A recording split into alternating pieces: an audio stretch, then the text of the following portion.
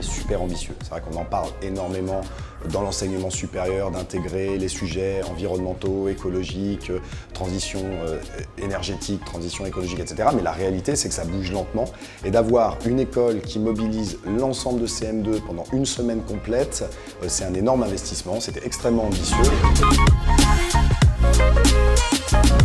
Alors pourquoi une semaine complète? Parce que quand on aborde les sujets environnementaux, climat, mais pas que, on se prend pas mal d'informations, elles sont pas forcément hyper agréables à entendre et on passe vraiment par des cycles. Il y a des jours où on est chargé d'informations et il faut qu'on puisse travailler dessus et le meilleur moyen de travailler dessus, en fait, c'est par l'action. Donc toute la réponse à l'éco-anxiété qui s'accumule dans une partie non négligeable de la population, en fait, la meilleure réponse, c'est l'action.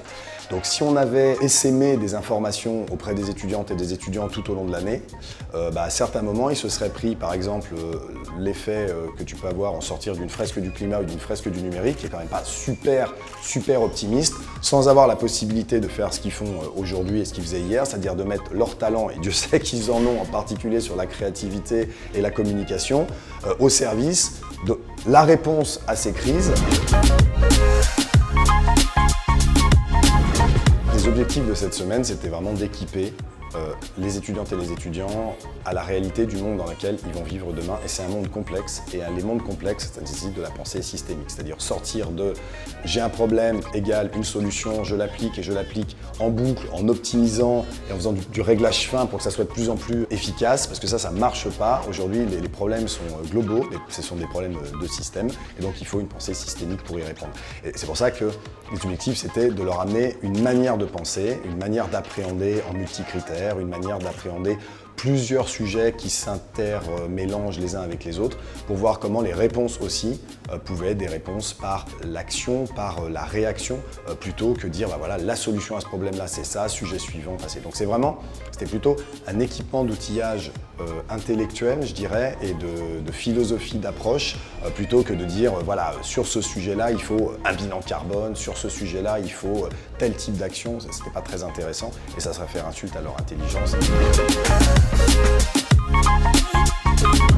C'est merveilleuse dans le sens où, à partir du moment où on donne des outils de compréhension et d'analyse, les gens s'en saisissent. Ils sont plus concernés que la moyenne parce qu'ils vont vivre sur cette planète plus longtemps. Mais j'insiste quand même, il y a un paquet de gens qui ont mon âge, même plus vieux, qui vont aussi subir les conséquences des dérèglements climatiques et autres.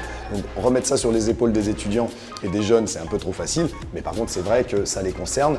Et on peut dire qu'en plus, la population créaliste, c'est des gens qui aiment bien relever les challenges. Donc c'était très agréable avec eux de poser les problèmes, de leur amener des pistes d'action et de voir après qu'ils s'engouffraient dedans et qu'ils montaient des très beaux projets pour répondre à ça. C'est un vrai impact psychologique quand même de réaliser la finitude de notre monde et le fait qu'un certain nombre d'aspects de notre modèle de société même ne fonctionnent plus.